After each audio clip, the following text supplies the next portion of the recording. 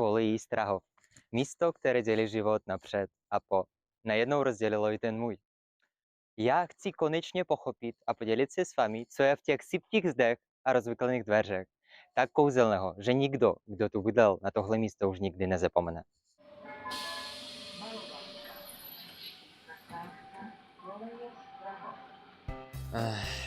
Tí staré baráky mi určite chyběly. Ale nejen oni, táto na první pohled obyčejná kolej skrývá mnoho tajemství. Co si myslíte, co bude mým startovním bodem? Jsem hned se ucitil vedle baru, je jich tady celkem 6. A co se týče infrastruktury, je to v podstatě všechno, co Strahov nabízí. O hřištích, menze a tělocvičnách, ať vám vypraví jiní reportéři. My ale chceme jít do hloubky toho, jak to na Strahově skutečně je. Vzhledem k tomu, že jsem na koleji nebyl už přes rok a nejsem úplně kompetentní, našli jsme kolem jdoucího, který tu žije už šílené 3 roky a má co říct. Strahov není místo, je to životní styl. V noci se budíš hrůzou, meleš posledních sil. Poslední heroin, co ti ještě zbyl, nekompromisně posíláš do svých žil. Strahov, baby, Jak si mi tu bydlí, vole. Prostě d***či. Tady máš štěnice, dole máš si žereš prostě každý den rohlíky za 2 koruny. Prostě necítíš život vůbec. A prostě studuješ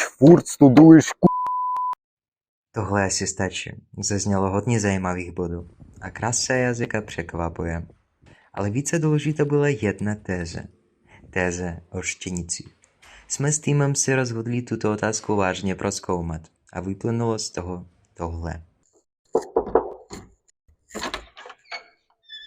Čau.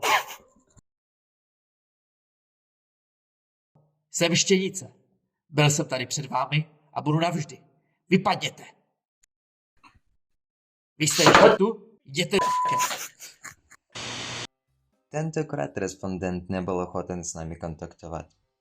Což není překvapivé. Je to přece hmyz. Tím jsme ale neskončili.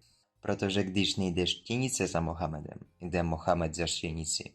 A jak je vidět, spát tady bez diklofozu pod polštářem je velmi sporný nápad.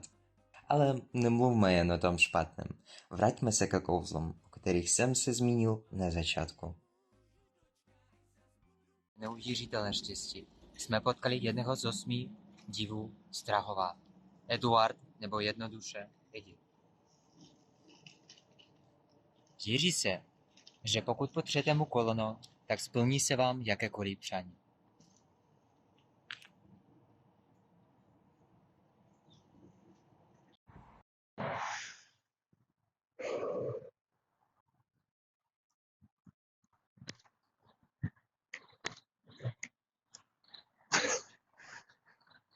Místo $1 milionu jsem si přál ocítit se co nejdále od Strahova.